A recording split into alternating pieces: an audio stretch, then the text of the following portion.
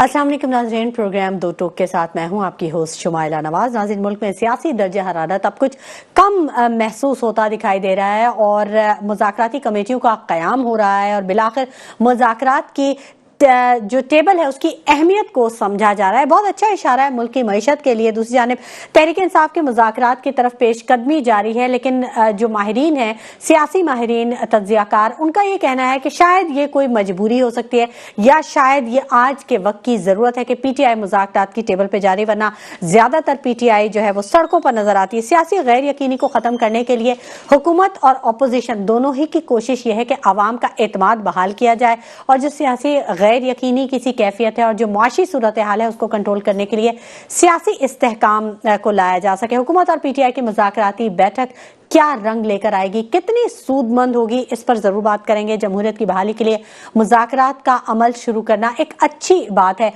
मेरे साथ जो मेरे गेस्ट हैं मैं उनका तारुफ करवाऊंगी। अदील अहमद साहब MPA हैं, पाकिस्तान तहरीक इंसाफ से ऑन कॉल हमारे साथ मौजूद हैं, उनको खुशामदीद कहेंगे। अस्सलाम वालेकुम अदील अहमद साहब। वालेकुम अस्सलाम जी। अदील अहमद साहब, PTI ने मुज़ाकरात के लिए हामी भर ली और PTI जो है वो मुज़ाकरात की तरफ पेशकदमी कर रही है। क्या तवक्कुआत हैं, क्या उम्मीदें हैं और कैसे देखते हैं आप इस अमल को? कहाँ तक कामयाबी हासिल होगी आपको? बिस्मिल्लाहिर्रहमानिर्रहीम। बहुत शुक्रिया जी, आपने अपने प्रोग्राम में मौका दिया। मुझे इन मुज़ाकरात से कोई ख़ास उम्मीद नहीं है और इसका कोई नतीजा नहीं निकलने वाला।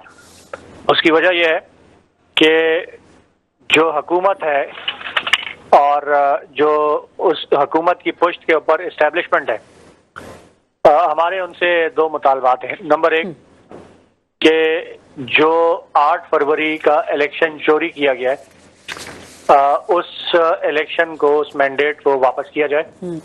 नंबर दो, जितने भी सियासी कैदीन है, जो कैदी हैं, सियासी पॉलिटिकल जो प्रिजनर्स हैं, चाहे वो PTI के कायदीन जेलों में हो, चाहे वो PTI के कारकुन हो और चाहे वो जो मिलिट्री जेल्स के अंदर हो, इनको रिहा किया जाए।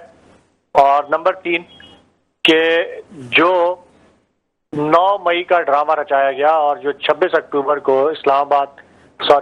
नवंबर को इस्लामाबाद में जो कत्लेआम किया गया, इसके ऊपर सीनियर तरीन सुप्रीम कोर्ट के 3 जजेस का एक जुडिशल कमीशन बनाकर इसकी इंक्वायरी की जाए।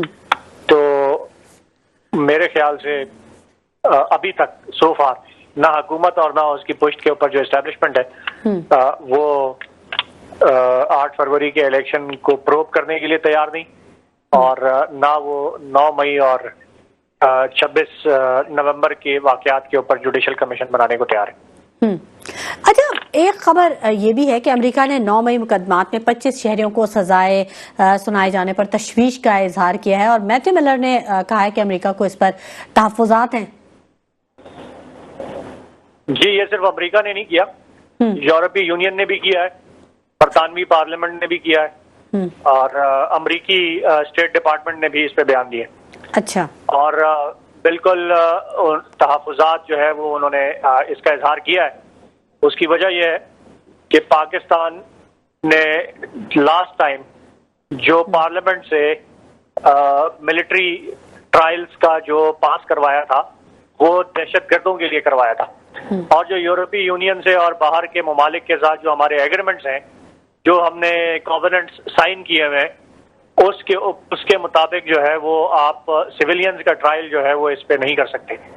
और पाकिस्तान ने उन कवानीन की खिलाफ वर्जी की है, उन इंटरनेशनल कवानीन की, जिस पर यूरोपीय यूनियन ने भी पाकिस्तान का जो GSP स्टेटस है, जो कि हमें ट्रेड करने के लिए खास रियायत मिलती है वहां से, उसको सस्पेंड करने का अंदिया भी दिया है।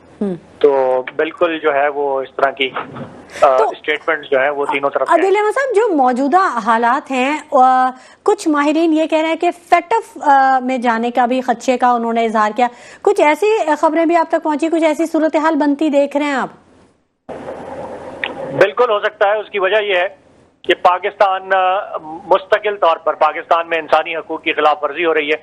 मुस्तकिल तौर पर पाकिस्तान में आइन और कानून को सस्पेंड करके एक अनडिक्लेयर्ड मार्शल लॉ जो है वो नाफिज किया गया है। मुस्तकिल तौर पर यहाँ पाकिस्तानी शहरियों को जो है उनका कत्लेआम किया जाता है दिन दहाड़े और मुस्तकिल तौर पर पाकिस्तान जो है वो इंटरनेशनल जो फॉरेन जो ओवरसीज जो पाकिस्तानी है जो दूसरे मुल्कों में उनकी ट्रांजैक्शनल रिप्रेशन की जाती है।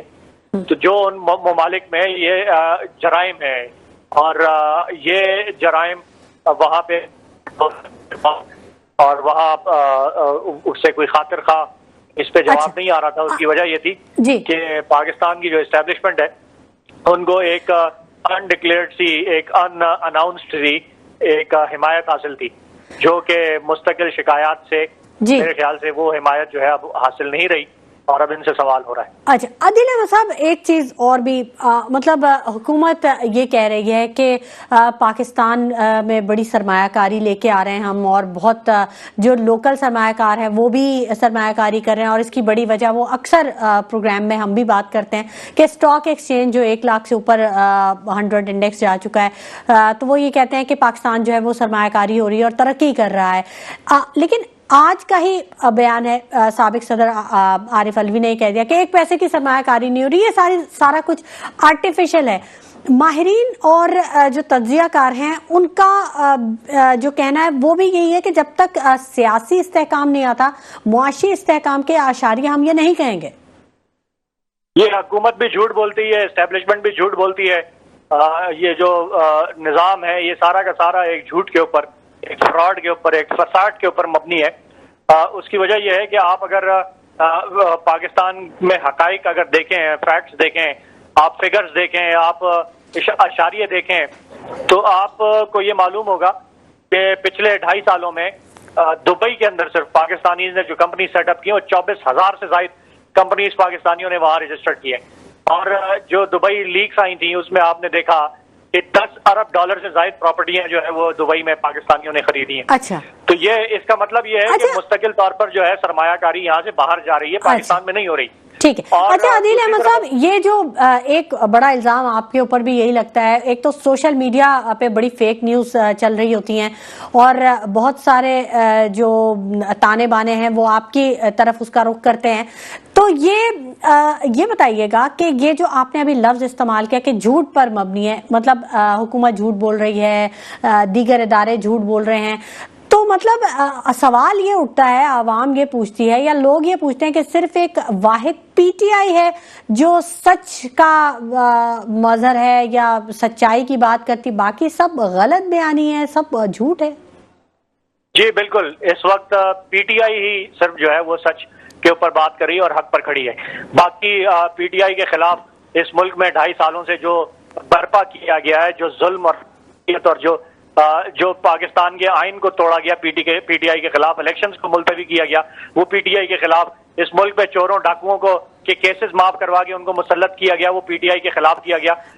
जब से ये रजीम चेंज ऑपरेशन हुआ है, यू मस्ट नो कि 42 अरब डॉलर जो है वो पाकिस्तान की इकोनॉमी को इसका नुकसान हुआ है। ये मैं नहीं कह रहा, ये रिपोर्ट हुई है फिगर्स इंटरनेशनली और नेशनली। तो पीटीआई जो है वो इस वक्त ये कह रही है कि इस मुल्क को अगर आपने बचाना है, इस मुल्क को अगर आपने आगे लेके जाना है, यहाँ पे इंसाफ का निजाम कायम करना पड़ेगा, यहाँ अमीर और गरीब के लिए कानून कायम करना पड़ेगा, यहाँ इलेक्शंस जो है वो साफ शफाफ करवाने पड़ेंगे, यहाँ अवाम की जो राय है उसको तस्लीम करना पड़ेगा। तो पीटीआई ही इस वक्त सच के ऊपर खड़ी है और तमाम जो बातिल के निश्तर हैं वो इस वक्त पीटीआई पर ही बरस रहे हैं। अच्छा, शाहिद खाकान अब्बासी के ने प्रेस कॉन्फ्रेंस की यकीनन आपने भी सुनी होगी, उनके ख्यालात या उनके बयानात को आप किस पैराए में रखेंगे? वो तो ये कह रहे हैं कि ऑपोजिशन और हुकूमत जो मुज़ाकरात कर रही है वो बंद कमरों में मुज़ाकरात कर रही है। उन्होंने साफ कह दिया, उन्होंने कहा कि नियतों में सच्चाई का फुकदान है, नियतें ठीक नहीं है, ना ही वो ऑपोजिशन की नियत सही है ना ही हुकूमत की नियत सही है। तो इसको कैसे कैटेगराइज करेंगे आप, कहां पे फिट करेंगे उनके बयान को? मैं नहीं समझता कि उनको ऑपोजिशन की नियत में कहां फतूर नजर आ रहा है, बट ऑपोजिशन की जो डिमांड है वो बिल्कुल खुलेआम है और रोज़े रोशन की तरह। नहीं तो फिर मुज़ाकरात क्यों आप बंद कमरों में कर रहे हैं? देखिए, अगर हर चीज आवाम के सामने है तो फिर आवाम के सामने वो बातें भी आनी चाहिए ना, जो मुज़ाकरात की टेबल पे आप जो टेबल टॉक करेंगे वो चीजें, वो एजेंडा, वो पॉइंटर्स भी तो सामने आने चाहिए। देखिए, अपोजिशन जो है वो अपोजिशन मरे, तो हुकूमत में नहीं है कि मुज़ाकरात के जो कमरा है उसको जो है वो टेलीवाइज किया जाए। ये इख्तियार हुकूमत के पास है और हमारा भी यही मुतालबा है कि इसको टेलीवाइज किया जाए और इसको आवाम के सामने रखा जाए। हम कोई बंद कमरों में मुज़ाकरात नहीं चाहते, हमारे डिमांड जो है बड़ी क्लियर है और हम ये चाहते हैं कि इस मुल्क में जो है वो आइन को बहाल किया जाए या सर जी, तो अगर आपकी पोजीशन इतनी ही कमजोर है कि आप एक बंद कमरे को नहीं खुलवा सकते, तो फिर आगे मुज़ाकरात कैसे करेंगे सर आप? जी। हमारी पोजीशन जो है वो अगर कमजोर होती तो हुकूमत मुज़ाकरात के ऊपर मजबूर ना होती, और इंशाअल्लाह इसको जो है वो ओपनली टेलीवाइज करने पर भी हुकूमत को मजबूर किया जाएगा। अच्छा, आगे का लाहेअमल क्या होगा? क्योंकि जो सियासत है उसको जब तक सियासी इस्तेहकाम नहीं होगा तो मुल्की मईशत में इस्तेहकाम नहीं आएगा। ये तो आप भी बहुत अच्छे से जानते हैं और सारी दुनिया जानती है, मुआशी माहिरीन का यही कहना है। तो इस सियासी इस्तेहकाम के लिए अगर आप मुज़ाकरात की तरफ पेशकदमी कर भी रहे हैं, तो आगे का जो पॉइंटर्स हैं, जो आइंदा का लाहेअमल है, वो क्या है आपका? हमारे तो मुतालबात जो है वो बिल्कुल सामने है और हमने उसको ओपनली डिक्लेयर किया हुआ है। चेयरमैन इमरान खान साहब ने अपने अकाउंट से उसको जो है वो ट्वीट करवाया है कि अवाम को और कौम को पता होना चाहिए कि हमारे मुतालबात क्या हैं। आगे का लाएअमल हमारा बिल्कुल वाज़ेह है कि पाकिस्तान जिस तरह से चल रहा है इस तरह से नहीं चल सकता। पाकिस्तान में आइन की, कानून की अमलदारी होनी चाहिए। पाकिस्तान के अंदर हकीकी जमहूरियत होनी चाहिए। पाकिस्तान में इंसानी हकूक की पासदारी होनी चाहिए। पाकिस्तान में रूल ऑफ लॉ होना चाहिए। सियासी इस्तेहकाम के साथ साथ जब तक इस मुल्क में रूल ऑफ लॉ नहीं आएगा, इंसाफ का निजाम नहीं आएगा, ना यहाँ सरमायाकारी आएगी, ना यहाँ इस्तेहकाम आएगा। इस्तेहकाम जो है वो डायरेक्टली लिंक्ड है इंसाफ के साथ। जिस माशरे में लोगों को इंसाफ मुयस्सर ना हो, जिस माशरे में कारोबारी हजरात को इंसाफ मुयस्सर ना हो, जिस माशरे में सनतकारों को इंसाफ मुयस्सर ना हो, वहां पर ना सनतकारी हो सकती है, ना सरमायाकारी हो सकती है, ना वहां जो है वो लोग खुशहाल हो सकते हैं। हमारे तो मुतालबात बिल्कुल वाज़ेह हैं। अच्छा, ठीक है। अब मुझे ये बताइएगा कि सिर्फ हुकूमत से मुज़ाकरात के लिए जो दूसरी पार्टीज हैं, जो दूसरे सियासतदान हैं, सीनियर जो सियासतदान हैं, उनसे भी आपकी गुफ्तगू जारी है? उनसे भी कुछ बातचीत हुई है? मौलाना साहब का बड़ा किरदार है, बड़ा ज़ीरक सियासतदान है, उनसे आपकी कोई बातचीत चल रही है कि वो आपको सपोर्ट करें? बदकिस्मती से मौलाना साहब का जो किरदार रहा है वो हमेशा हुकूमत और एस्टेब्लिशमेंट के साथ ही रहा है। उन्होंने उनके साथ ही मिलके गेम्स खेली हैं। जहां तक ताल्लुक है कि ऑपोजिशन को और दीगर सियासी लीडर्स को साथ मिलाने का या उनसे बातचीत करने का, तो चेयरमैन इमरान खान साहब ने जो लास्ट मुलाकात उनसे जेल में हुई थी, उन्होंने वहां से पैगाम भेजा था कि मैं दावत देता हूं ऑपोजिशन के जो रहनुमा हैं, जो सियासी पार्टियों के, चाहे वो मौलाना साहब हों, चाहे महमूद अचकजई साहब हों, चाहे वो दीगर जो जमातें उनके सरबराहान हो, वो मुझसे जेल में मुलाकात करें। और अगर ये सियासी जमातें अब ये चाहती हैं कि इमरान खान के साथ इनको बात करनी चाहिए, तो ये बिल्कुल जाएं, हुकूमत से कहें कि इनको जेल में इजाजत मिले उसकी मुलाकात की और जाके बातचीत करें चेयरमैन इमरान खान साहब से। अच्छा, कल तो आपकी भी मुलाकात होने जा रही है ना बानी पीटीआई से अडियाला जेल में? किसकी मुलाकात? आपके वफ्द की भी मुलाकात होने जा रही है ना, अपोजिशन के वफ्द की मुलाकात भी होने जा रही है कल, और आइंदा का जो लाहेअमल होगा वो तय किया जाएगा। आज बैरिस्टर गौर साहब की मुलाकात हुई है। अच्छा, उनकी स्टेटमेंट भी आई है। अच्छा, तो क्या रहा मुलाकात का लुब्बे लुबाब, क्या रहा? इमरान खान साहब अपने मौक़िफ़ पर कायम है। उनका मौक़िफ़ यही है कि मैं किसी किस्म की कोई डील नहीं करूंगा, मैं किसी किस्म की कोई माफी तलाफी नहीं करूंगा, और हमारे जो मुतालबात, जो जुडिशल कमीशन का क़याम है 9 मई के ऊपर और 26 नवंबर के ऊपर, उस मुतालबे को माना जाए। हमारा जो मैंडेट चोरी किया गया उसको रिवर्स किया जाए और जो सियासी कैदी उनको रिहा किया जाए। इमरान खान साहब अपने मौक़िफ़ पर आज भी उसी तरह कायम है जिस तरह वो 2-2.5 साल पहले जो है अपने मौक़िफ़ पर कायम थे।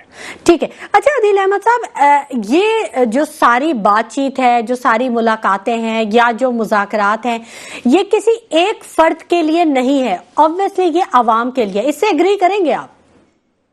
ये अवाम के लिए, पाकिस्तान के और पाकिस्तान के लिए। ठीक है, इससे आपने एग्री किया कि अवाम के लिए और पाकिस्तान के लिए। आपको नहीं लगता कि कुछ मौकों पर अवामी मफाद में आपकी जानिब से कुछ लचक का मुजाहरा करना चाहिए? आप का लचक से क्या मुराद है कि हम आइन और कानून की अमलदारी से दस्तबरदार हो जाएं, या पाकिस्तान में जमहूरियत की बहाली से दस्तबरदार हो जाएं, या हम पाकिस्तान में इंसानी हकूक की पाबंदी जो हो रही है उससे दस्तबरदार हो जाएं? किस चीज से हम दस्तबरदार हों? लचक हम कहाँ पे दिखाएं? अच्छा, नहीं, मेरा ये कहने का मतलब नहीं था। मेरा कहने का मतलब ये था कि अगर रवैयों में थोड़ी सी लचक दिखाई जाए, थोड़े अल्फाज का इस्तेमाल अगर बेहतर किया जाए, या मुलाकातों का सिलसिला अगर ज्यादा बेहतर तौर पे किया जाए, तो शायद मामलात हल होंगे। इस तरह तो मसाइल का कभी भी हल नहीं निकलेगा। देखें, रिजिडनेस तो किसी भी मसले का हल नहीं है ना। मेरे ख्याल से दुनिया का कानून ये होता है और महज़ब माशरों का कि वहाँ जालिम से ये डिमांड की जाती है कि वो अपने रवैये पर गौर करे, जुल्म से ये डिमांड नहीं की जाती। यहाँ पे पाकिस्तान में आपने देखा होगा कि रवैये जो है वो तहरीक इंसाफ के खराब नहीं है। तहरीक इंसाफ रिसीविंग एंड पे, तहरीक इंसाफ मजलूम, हर तरह के हम सह चुके हैं। हमने शहादतें दी, हमने अपनी इज्जतें लुटाई, हमने जो है वो अपने घर तोड़वाए, हमने कारोबार तबाह करवाए, हमने जो है हम घरों से दरबदर हुए, हमारा मैंडेट चोरी हुआ। तो ये रिसीविंग एंड पे हम है। और ये जो मुतालबा है रवैयों की नरमी का, ये महज़ब माशरों में होता है जालिम से, कि जालिम अपने रवैये को नरम करे। मिनिस्ट्री से बनाया जाता है। ये आपका मौक़िफ़ है आदिल अहमद साहब, बहुत शुक्रिया कि आपने हमारे प्रोग्राम के लिए वक्त दिया। नाज़रीन, गुफ्तगू का सिलसिला जारी रहेगा, सियासी जो माहौल है उस पर बात जारी रहेगी। मजीद गेस्ट से अभी हम बात करेंगे, लेकिन वक्त हो गया एक छोटे से ब्रेक का। हमारे साथ रहिएगा। वेलकम बैक नाज़रीन, गुफ्तगू के सिलसिले को हम आगे बढ़ाएंगे और हमें ज्वाइन कर लिया है फहद शफीक साहब ने, मुस्लिम लीग नून से इनका ताल्लुक है, यूथ प्रोग्राम के एडवाइजर हैं ये। अस्सलाम वालेकुम फहद शफीक साहब। फहद शफीक साहब, आपको खुशामदीद कहेंगे प्रोग्राम में। जानना चाहेंगे कि मुल्क में जो सियासी दर्जा हरारत अब कुछ कम महसूस हो रहा है, मुज़ाकरात की आवाज़ें सुनाई दे रही हैं, हुकूमत और अपोजिशन के दरमियान कहा यह जा रहा है कि अब मुज़ाकरात होने जा रहे हैं और बहुत सारी चीज़ें सॉर्ट आउट कर ली जाएंगी। आप समझते हैं कि मुज़ाकरात का कुछ नतीजा बरामद होगा? बिस्मिल्लाहिर्रहमानिर्रहीम, बहुत शुक्रिया आपका। देखिए, डेफिनेटली हमने कभी भी मुसाकरात से हम पीछे नहीं हटे। हमेशा से जो प्राइम मिनिस्टर के मुशीर हैं पॉलिटिकल अफेयर्स के, राना सनाउल्लाह साहब, उन्होंने हमेशा यही बात बोला कि हम मुज़ाकरात करने के लिए तैयार हैं। और अयाज सादिक साहब, आप सब उनको जानते हैं, वो एक बड़े अच्छे तबीयत के आदमी हैं, वो भी यही बात कहते हैं कि हम मुज़ाकरात करने को तैयार हैं। लेकिन इनके मुज़ाकरात के अंदर जो पहला पॉइंट होता है कि इमरान खान की रिहाई, तो रिहाई तो हमारे हाथ में नहीं है।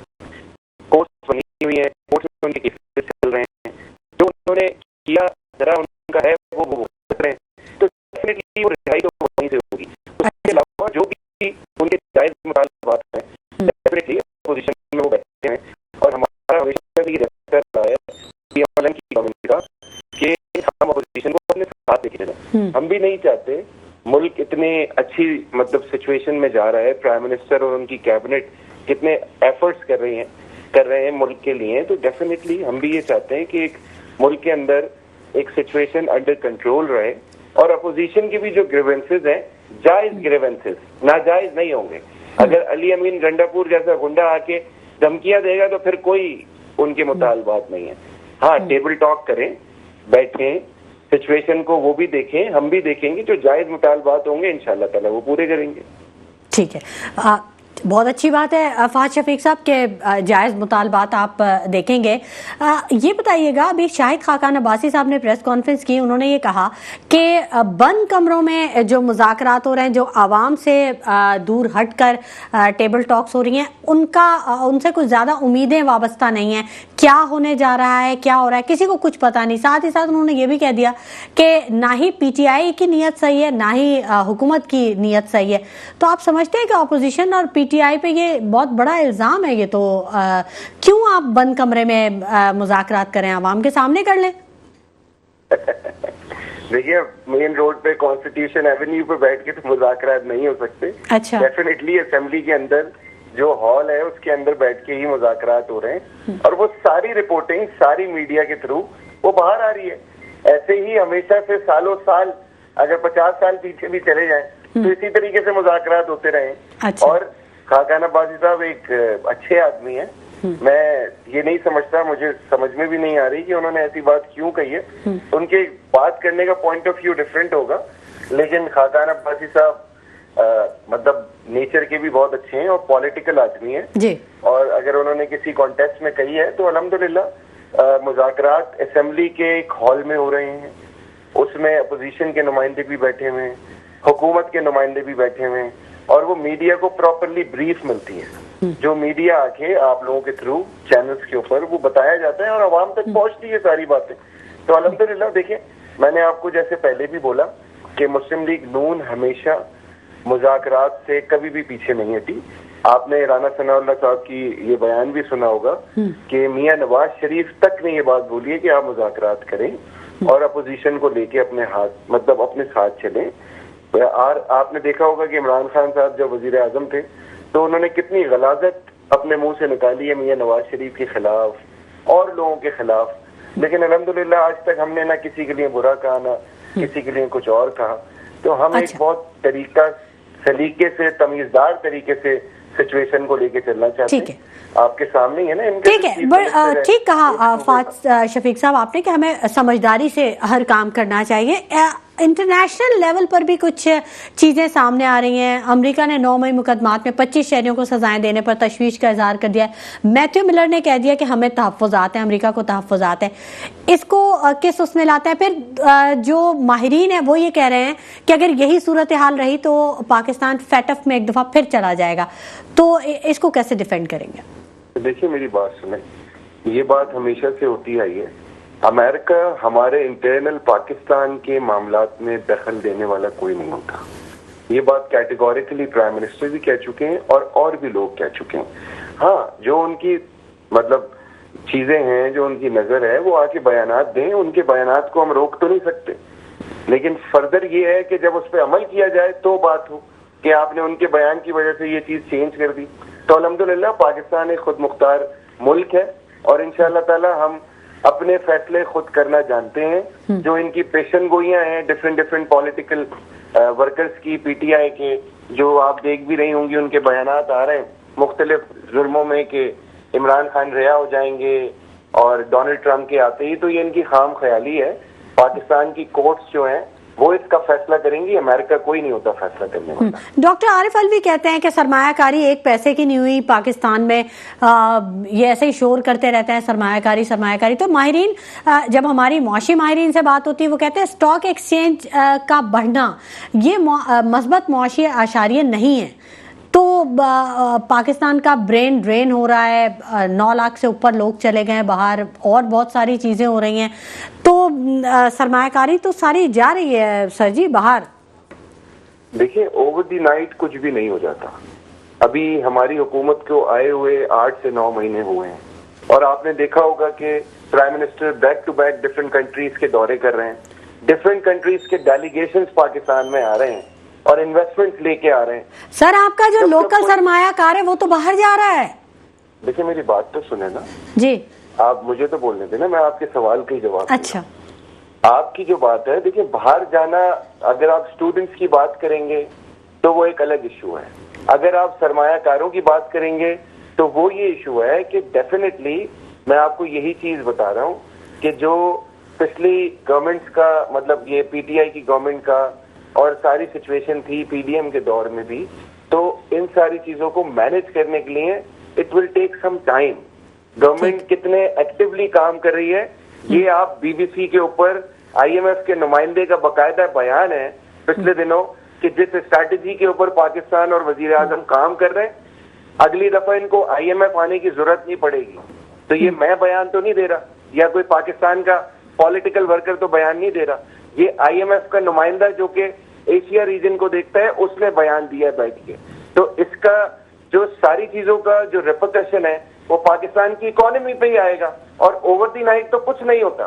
जब तक इन्वेस्टमेंट्स और उसकी रिजल्ट्स भी नजर आना शुरू हो गए, डिफरेंट सऊदी अरब से जो हमारे कॉन्ट्रैक्ट्स हुए हैं उसकी इन्वेस्टमेंट्स आना शुरू हो गई हैं, कतर से जो कॉन्ट्रैक्ट्स हुए हैं, बेलारूस से अभी रिसेंटली कॉन्ट्रैक्ट हुआ है, फिर चाइना आपको कितना ज्यादा सपोर्ट कर रहा है। तो अल्हम्दुलिल्लाह हम बहुत पॉजिटिवली काम कर रहे हैं। It will take some time, after 1 year आपको इसका रिजल्ट भी आना शुरू हो जाएगा। चीजें बेहतर होंगी, जब आपके मुल्क में रेवेन्यू आएगा तो आपके रिजर्व बढ़ेंगे, तो ऑटोमेटिकली चीजें बेहतर होना शुरू हो जाएंगी। अब अगर कोई बाहर जाके किसी चार्मिंग सिचुएशन पे काम करना चाहता है, अब लोग मिसाल देते हैं दुबई की, चलें मैं आपको एक बात बताता हूँ। आज से 10 साल पहले आप दुबई की मार्केट उठाएं, सारे लोगों के पैसे डूब गए थे जितने इन्वेस्टर्स थे। दुबई की मार्केट पूरी कोलैप्स कर गई थी। इस वक्त वो बेहतर हुई है तो इन्वेस्टर्स वहां जा रहे हैं।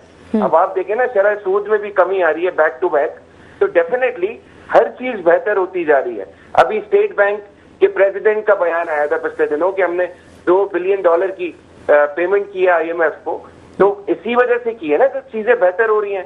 और अगर कोई जाती मफाद में या पॉलिटिकल गेन के लिए ये बोलता है कि स्टॉक एक्सचेंज आर्टिफिशियल है, ये आर्टिफिशियल है, जब नीचे जाती है तो आप बहुत तनकीद करते हैं, जब ऊपर जाती है तो आपके मुंह से अल्फाज नहीं निकलते। तो अल्हम्दुलिल्लाह आप बेफिक्र रहें, और आपके तवज्जुह से मैं आवाम को भी ये पैगाम देना चाहता हूँ कि वो बेफिक्र रहें। पाकिस्तान बहुत अच्छे हाथों में है, प्राइम मिनिस्टर पाकिस्तान बहुत एक्टिवली और बहुत मेहनत के साथ काम कर रहे हैं। इंशाअल्लाह ताला आने वाले 1 साल के अंदर आपको बहुत अच्छी पोजीशन नजर आएगी। ठीक है, चलें, उम्मीद पर दुनिया कायम है और बिल्कुल उम्मीद करते हैं हम कि पाकिस्तान और पाकिस्तान की आवाम के लिए बेहतरी की उम्मीद हो। फाज शफीक साहब, वक्त अब कुछ कम रह गया है, जल्दी से ये बता दीजिए मुज़ाकरात का क्या नतीजा आने वाला है, क्या उम्मीद है? देखिए, hope for the best, there is a will there is a way, ये तो हम सब समझते हैं। अल्लाह पाक बेहतर करे। देखिए, हमारा कोई ऐसी इंटेंशन नहीं है कि हम PTI को दीवार के साथ लगा के रखें। उन्होंने जाहिर किया, हमने इनिशिएट किया, फयाज सादिक साहब ने भी बोला कि आए, मैं बैठा हूँ, मेरा घर 24 घंटे खुला है आपके लिए, आप जब आना चाहें। जो जायज मुतालबात है इंशाल्लाह पूरे होंगे, जो नाजायज है वो पूरे कभी भी नहीं होंगे। इमरान खान को छुड़वाना है तो जाके कोर्ट से रुजू करें, बहुत बड़ी तादाद इनके पास वकलाओं की है, वो जाए केसेस लड़े, इमरान खान के रिलीज करा ले इमरान खान को, वो हमारे हाथ में नहीं है। अच्छा, ठीक है, तो क्राइटेरिया क्या है ये जायज और नाजायज मुतालबात के हवाले से? उनका अपने मुतालबात हैं, उनके तो 3 एजेंडे हैं। देखिए, सबसे पहला तो एजेंडा जो कि आपके सामने आया ना परसों वाले मुतालबे में कि सर जी, जिसे आप नाजायज कह रहे हैं वो उनके लिए जायज है, जिसे आप जायज कह रहे हैं वो उनके लिए नाजायज है। आप मुझे बताएं इमरान खान को हम कैसे छुड़वा सकते हैं? उनके कोर्ट में केसेस चल रहे हैं, हमारे सारे लीडरान के अल्हम्दुलिल्लाह वो उसमें केसेस में बरी हुए हैं, अभी भी काफी सारे लीडरान के केसेस चल रहे हैं। तो हम तो ये नहीं बोलते कि भाई हमारे केस खत्म कराओ। हमने तो मियां नवाज शरीफ ने तो एहतसाब अदालत की 120 पेशियां भुगती हैं अपनी बेटी को लेके। हमने तो कभी नहीं बोला कि हमें बाइज्जत बरी कराओ। हमजा शहबाज 650 दिन जेल के अंदर रहे हैं, शहबाज 2 साल जेल के अंदर रहे हैं, नवाज शरीफ जेल के अंदर रहे, मरियम नवाज जेल के अंदर रही हैं, ऐसे इकबाल जेल के अंदर रहे, मैं आपको साद रफीक जेल के अंदर रहे। तो हमने तो कभी नहीं बोला कि हमारे लीडर को बाहर निकाल दो, क्योंकि हमें पता है कि निकाल ही नहीं सकते। कोर्ट जाएंगे, कोर्ट से अल्हम्दुलिल्लाह हम सुरखरू हुए। तो ये तो एक देखें अजीब सी बात है, अगर आप इसी चीज को लेके बैठे रहेंगे तो फिर तो कभी भी मुज़ाकरात कामयाब नहीं हो सकते। जो जायज मुतालबात हैं, जो जायज मुज़ाकरात हैं, वो इंशाअल्लाह ताला दूर होंगे आपके। और फयाज सादिक साहब की बात मुझे बहुत अच्छी लगी कि उन्होंने आके मीडिया पे यह बयान दिया कि मेरा दरवाजा 24 घंटे खुला है अपोजिशन के लिए, वो जब चाहे आए, मुझसे बैठ के नेगोशिएट करें, इंशाल्लाह हम उनको अपने साथ लेके चलें। ठीक है, बहुत शुक्रिया फाज शफीक साहब, आपने अपने कीमती वक्त में से हमारे प्रोग्राम के लिए वक्त निकाला। बहुत शुक्रिया दीर अहमद साहब, आपने हमें हमारे प्रोग्राम को वक्त दिया। नाज़रीन, मेहमान अपनी गुफ्तगू करते हैं और मेहमानों की जो राय होती है, जो उनकी आरा होती है, उनसे ज़ाहिर है इदारे का कोई ताल्लुक नहीं होता, ये उनके अपने तज्ज़िये होते हैं, उनकी अपनी आरा होती है। दूसरी जानिब सियासतदानों को सोचने की बहुत ज़्यादा ज़रूरत है। सियासी इस्तेहकाम होगा तब ही मुआशी इस्तेहकाम आएगा। इसी के साथ शुमाइला नवाज को इजाज़त दीजिए, अपना बहुत ख्याल रखिएगा, अल्लाह ने के बाद।